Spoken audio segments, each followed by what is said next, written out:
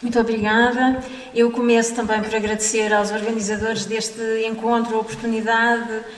e, sobretudo, a possibilidade de podermos partilhar experiências que, por vezes, decorrem um pouco isoladamente no nosso panorama e que aqui podemos precisamente cruzar e compreender melhor, muitas vezes, até aquilo que nós próprios estudamos de um modo bastante mais integrado e enquadrado. Ora, aquilo que eu trago aqui é um aspecto que foi também já, enfim, embora com uma outra abordagem por várias vezes aqui mencionado e que, enfim, tentarei sistematizar por considerar que se trata, de facto, de uma componente bastante significativa, não apenas na prática e na atividade de Joaquim Machado de Castro, mas muito significativa, essencialmente, em todo o século XVIII, na prática da escultura, naquilo que é, por um lado, a herança que Machado de Castro recebe a partir de Mafra e naquilo que depois virá a ser também o seu legado nos desenvolvimentos da escultura portuguesa setecentista da segunda metade do século XVIII e inícios ainda do século XIX.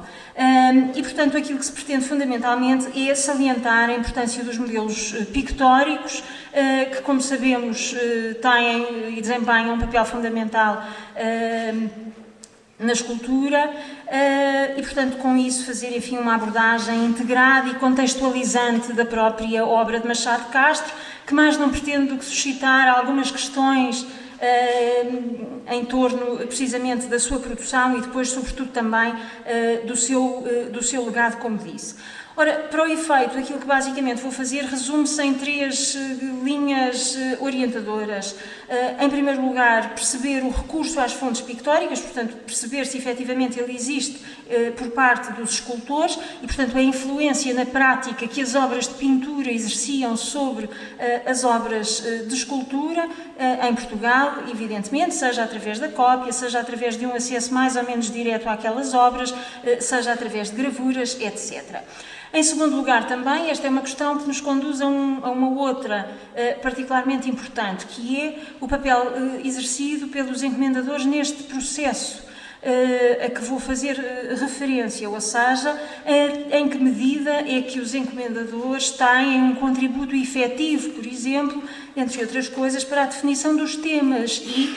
em consequência, para a definição das fontes a seguir na composição destas obras. E, em terceiro lugar, um outro aspecto que me parece também muito relevante nesta perspectiva e que foi já aqui hoje abordado, passa pelo efetivo desempenho dos pintores no processo de uma obra de escultura e, portanto,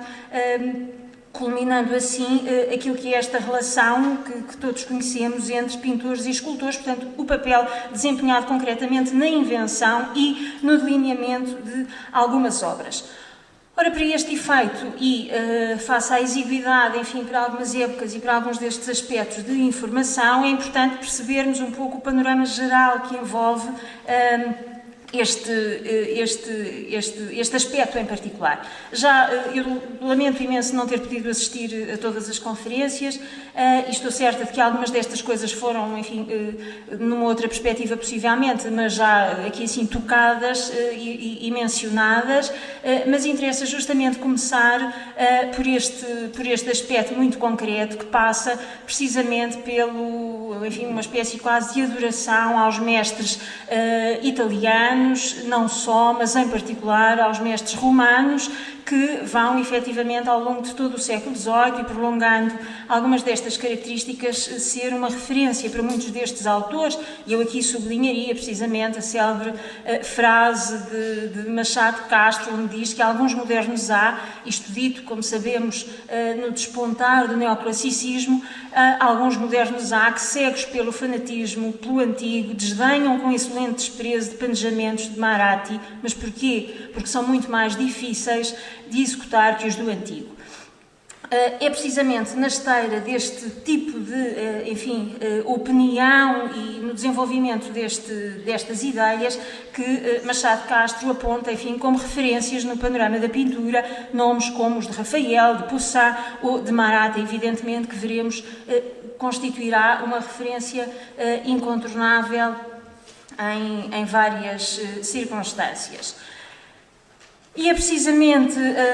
por aí que vou começar. Nós vamos encontrar preceitos estilísticos muito definidos em toda esta conjuntura em que Machado de Castro se envolve. Vamos perceber também que a seleção das fontes preside em critérios que são muito concretos e muito repetidos até em várias circunstâncias e que incidem fundamentalmente, como disse, nos mais aclamados mestres do classicismo romano, entre os quais se destacam nomes, como veremos a seguir, enfim, algumas fontes e alguma documentação, como Guido Reni, Maratta, Masucci, Lanfranco, Cortone, entre outros. E perceberemos precisamente que muitas das obras não serão mais do que um reflexo precisamente destas inspirações compositivas. E começando justamente por fazer referência a duas situações que me parecem particularmente interessantes numa encomenda de escultura e que, na verdade, integram e contextualizam o próprio Machado de Castro, porque ele viveu estes processos na sua formação, essencialmente, num período, enfim, em que inicia o desenvolvimento da sua atividade. Duas das obras mais bem documentadas, como dizia, neste particular aspecto, são referentes em encomendas ainda joaninas, portanto, feitas pela década de 40 e destinadas à Igreja Patriarcal, à desaparecida Patriarcal do Paço, e existem duas obras particularmente que me parecem muito significativas neste contexto, duas obras que deveriam certamente ser, pelas descrições magníficas, duas peças em prata, encomendadas a dois escultores italianos, e das quais destaco, nomeadamente, e não tenho imagem, enfim, porque as peças desapareceram, apesar de que existem notícias depois, em finais do século XVIII, que teriam ainda sido recuperadas na sede de Lisboa, etc., parcialmente dos escombros do terremoto. Em todo o caso, não se conhecem. Uma delas, uma Imaculada Conceição, cuja encomenda é efetuada ao escultor Giovanni Battista Maini, e em que se diz, enfim, que poderia, se não fosse feita por ele, ser também realizada por outros escultores, como Bracci, Lironi ou Monaldi. Mas interessante é, sobretudo, notar que,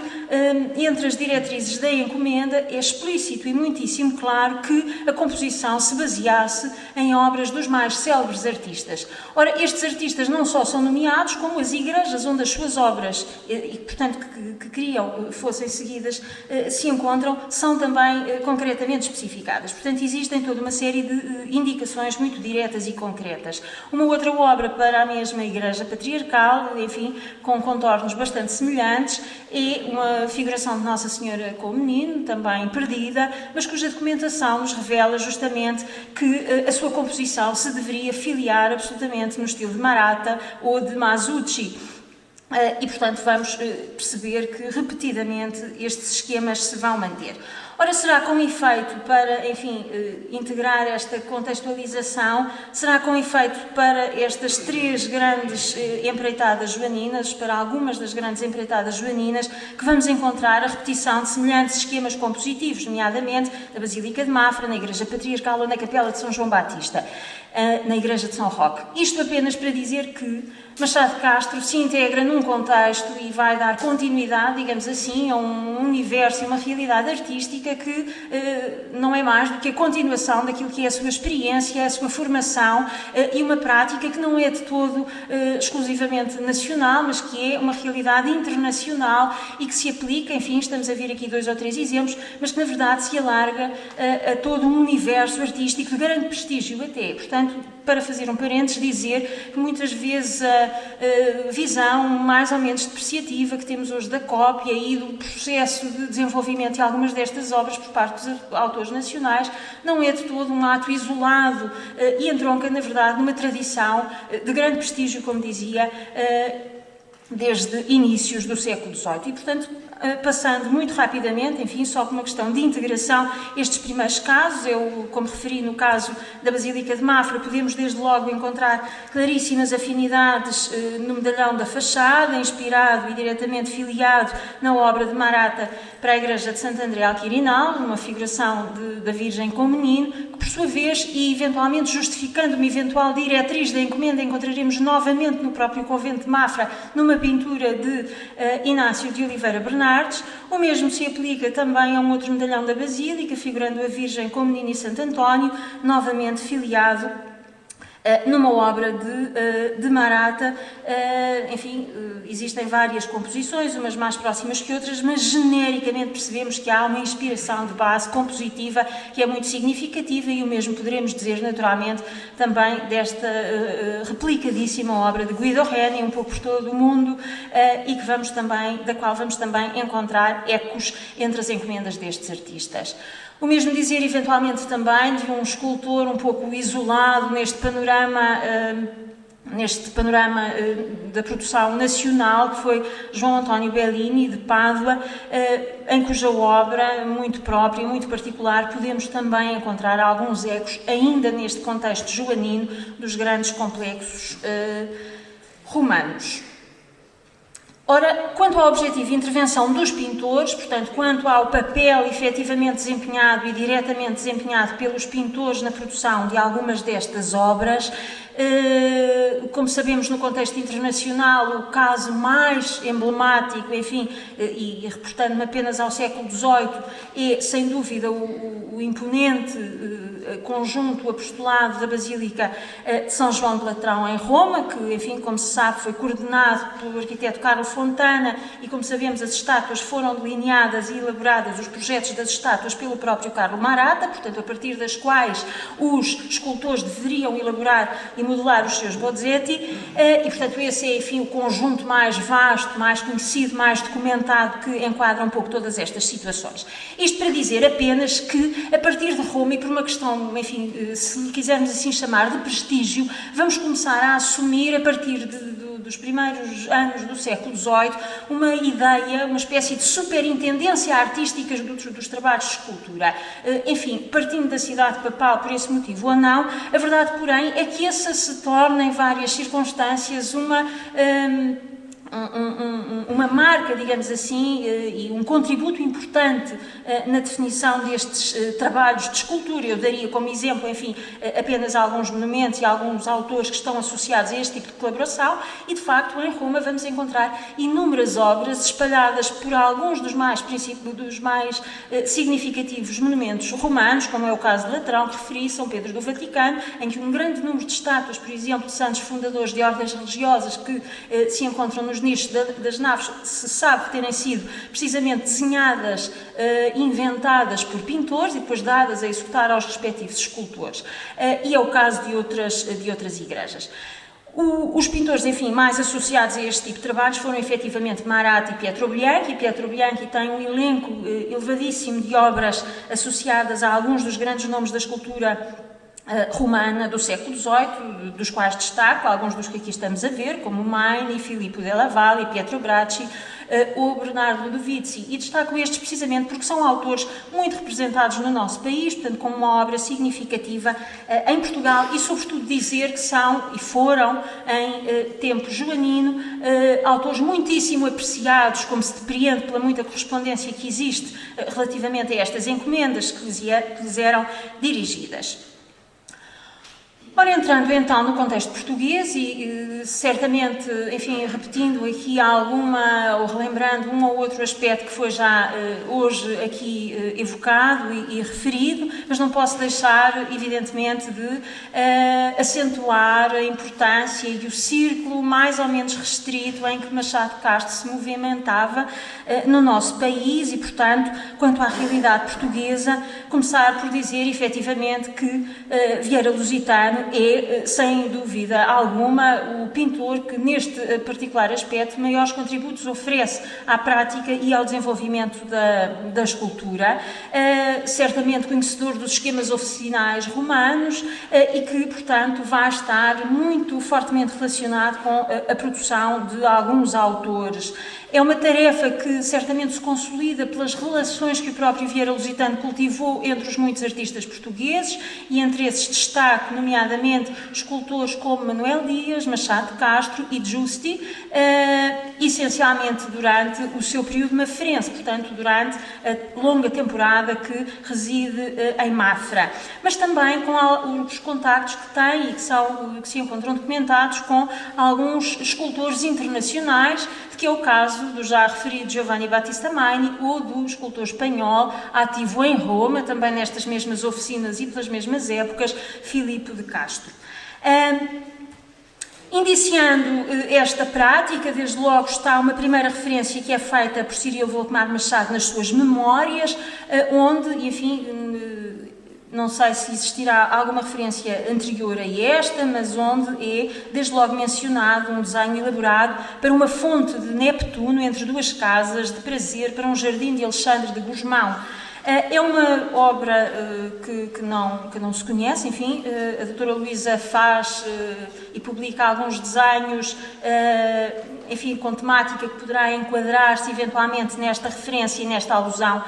feita por Cirilo Volkmar Machado. Existe também uma obra que se encontra atribuída a Machado de Castro, que poderia eventualmente ter sido o resultado deste desenho de Vieira, mas que não se me afigura viável, uma vez que a obra de Machado de Castro, como se pode observar, se filia diretamente numa outra obra de escultura e não de pintura, que é, cuja gravura estamos a ver, do escultor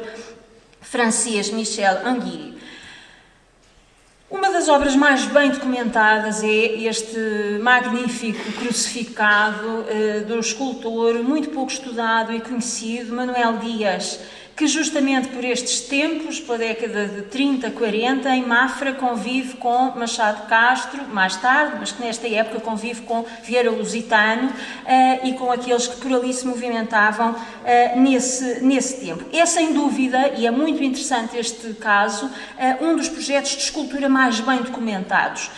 e documentado ao ponto, precisamente, de sabermos que a encomenda é dirigida primeiro ao pintor e só então ao escultor que a haveria de executar. É precisamente um beneficiado da sede de Évora que, em 1735, dirige a Vieira Lusitano um pedido no sentido de ele realizar um desenho em medida da quarta parte do Santo Crucifixo. Só depois, então, se define o escultor que a há de executar, o famoso pai dos Cristos, Manuel Dias, enfim, talvez pela tradição e pela fama que tinha na execução deste tipo de obras, será incumbido de a realizar. Numa capela-mor que, como sabemos, estava, enfim, a ser remodelada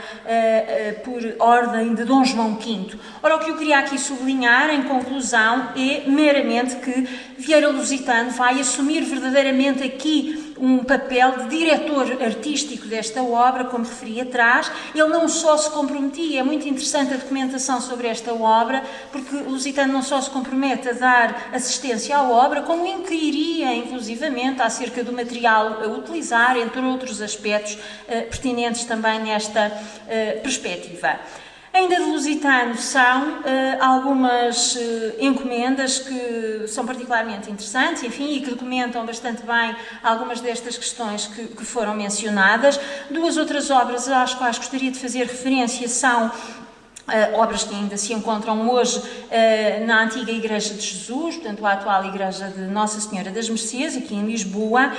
e que documentam, como disse bem, o papel desempenhado por Lusitano no delineamento de obras de escultura. É o caso de uma imagem de Nossa Senhora do Patrocínio e um São José que lhe fica fronteiro com a mesma invocação, obras realizadas em 1748 e 53 respectivamente, e que vão ser desenhadas por Lusitano, gravadas por Padrão. A segunda obra, ao São José, será inclusivamente, tem também uma gravura de Debryer, portanto ainda nos anos 50, já no reinado de Dom José, e terão tido um tal sucesso que foram inclusivamente, das quais se encontra inclusivamente esta pintura, por exemplo, que estamos a ver na Igreja de Santa Maria do Castelo, em Lisboa também. E, portanto, são dois bons exemplos disto mesmo. Culminando este contexto, digamos assim, vamos encontrar uma outra referência à qual me parece ser pertinente referir, que é a colagem que tem sido feita entre a ação que, enfim, por certo foi influente de Vieira Lusitano e os trabalhos dos baixos relevos levados a cabo por Alessandro Giusti a partir de 1751 na Basílica de Mafra. Alguns autores têm, enfim, estabelecido uma relação de grande proximidade e tem atribuído a Lusitano a responsabilidade no delineamento destes baixos relevos, enfim, concretamente Aires de Carvalho inicia esta tradição, que tem sido mais ou menos seguida e assumida, porém, mesmo admitindo que estes baixos relevos têm uma inequívoca inspiração pictórica, e disso não há dúvida nenhuma, ela é por demais evidente, porque desde logo eles substituem obras de pintura e, sob o ponto de vista compositivo e iconográfico, na grande generalidade dos casos, evidentemente se filiam nas obras originais. Como vamos ver, Giusti apesar de viver com Vieira Lusitano, apesar de conviver com Vieira Lusitano e Machado de Castro a partir de 1756, Giusti, assim como os seus discípulos, terão fontes de inspiração bastante diversas e, portanto, não parece que se deva a Vieira Lusitano uma direta intervenção nesta obra concretamente. E, portanto, vamos encontrar, enfim, retirado de fontes, como disse, variadas, algumas referências que poderemos associar um conjunto destas obras, que dou, enfim, aqui um ou outro exemplo apenas. Esta é já uma obra posterior, já feita pelos seus discípulos, numa fase em que Giusti se encontrava já seco, portanto, para as lunetas, onde há toda uma continuidade desta tradição e deste tipo de filiação e de inspiração. Igualmente documentada, como se sabe, e já foi hoje aqui referido, se encontra a relação de Vieira Lusitano com Machado de Castro. Como também todos sabemos, Machado de Castro nutria de uma profundíssima admiração pelo pintor, que era, aliás, recíproca, e, como se sabe também, Machado de Castro recorreu a alguns pintores e a alguns outros artistas para o desenho de algumas das suas obras. E, portanto, conseguimos enquadrar, digamos assim, essa situação nesta conjuntura e neste contexto a que fiz referência. Uma das mais bem documentadas é uma fuga para o Egito encomendada por João Batista de Castro nos anos 60, portanto, no tempo do presépio a que o Alexandre fez há pouco referência, do tempo em que, portanto, Machado de Castro se encontra em Mafra, já há 10 anos desenvolvendo a sua atividade junto de Alessandro Giusti, e é muito curiosa a correspondência trocada, de que eu sublinho aqui uma ou duas notas apenas, meramente para, enfim, encaixarmos todo este conjunto e leque de ideias. Diz Vieira Lusitano que tenho visto uma obra que Machado de Castro anda executando, tenho metido a minha colherada e dado os meus pareceres. Interessante é também o que Machado de Castro diz a propósito dessa intervenção, e refere que justamente consultou Vieira Lusitano várias vezes ao tempo da execução da referida obra, cuidando em que tudo fosse segundo a ideia e bom gosto do inventor. Portanto, é claríssimo este exemplo, enfim, entre outros que não vou aqui referir para não me alongar, mas que efetivamente existem. É um tema que precisa de ser estudado, porque ele ajudará e contribuirá seguramente para se perceberem melhor alguns contornos de algumas obras que, ao longo de todo o século XVIII, vamos continuar a encontrar, portanto, testemunhando a relação de algumas obras de Machado de Castro com obras de pintura ou de pintores como Vieira Lusitano, deixando, portanto, assim adivinhar uma inspiração clara a este nível. E termino fazendo referência àquele que me parece ser um legado que justamente vem na esteira disto que digo, ou seja, é necessário que estas vertentes não sejam, enfim, descuradas, e parece que têm sido, porque efetivamente há todo um relacionamento artístico entre estes homens que só pode justificar colaborações de grande proximidade entre eles. Aliás, basta-nos percorrer registros paroquiais para percebermos que são familiares, que são primos, que são cunhados, que são padrinhos uns dos outros, etc. E, portanto, há seguramente uma fortíssima relação também profissional entre estes autores. E termino com dois casos apenas, já de finais do século XVIII, que vêm na esteira do que disse. Um deles, precisamente, o próprio pintor Cirilo Volkmar Machado, que nas suas memórias é bastante omisso, aliás, em relação à sua própria obra e ao seu próprio trabalho. Portanto, ao longo de todo o século XVIII, vamos encontrar a continuidade desta colaboração. E eu chamo a atenção para este belíssimo baixo relevo da autoria de um escultor que precisa também absolutamente de um trabalho mais concertado, que foi Joaquim José de Barros Labourão, esta adoração de Nossa Senhora na frontão da Capela da Bem Posta, que Barros Labourão desenvolve, aliás, e fazendo aqui um parênteses, pela sua relação de grande proximidade pessoal com o arquiteto Caetano de Sousa, Manuel Caetano de Sousa, e vamos perceber justamente que, para este trabalho concretamente, será Cirilo, em relação à figura central da Virgem, que irá elaborar a respectiva composição, conforme se pode ler na base deste desenho, composição que juntei para Joaquim José de Barros por um seu pensamento, 1781, precisamente à data do arranque dos trabalhos nesta capela. Ligando também este escultor Barros Labourão, mas já a um outro tempo, a uma outra estética e a uma outra época, está também uma interessantíssima referência de Domingos Sequeira, a propósito da célebre Baixela Vitória, em que, como sabemos, enfim, delineada pelo próprio pintor, em que refere justamente na ocasião em que empreguei os mais hábeis escultores desta cidade para, com a minha direção, ajudarem a prontificação das peças de escultura por mim inventadas e modeladas, achei o Sr. Faustino Rodrigues, que foi um dos escultores que com Barros Labourão colaborou na modelação desses objetos, antes de serem fundidos. Escultor se distinguiu com muita superioridade, não alterando, e este é um aspecto que me parece interessante, os modelos nos seus acabamentos, e pelo seu préstimo julgo ser um dos mais hábeis escultores destes ramos. Ora, dizer apenas com isto, e para finalizar, que não só certifica as competências do escultor Faustino José Rodrigues, como é bastante claro quanto ao papel dos escultores nesta sua tarefa de executantes de ideias de pintores. Muito obrigada.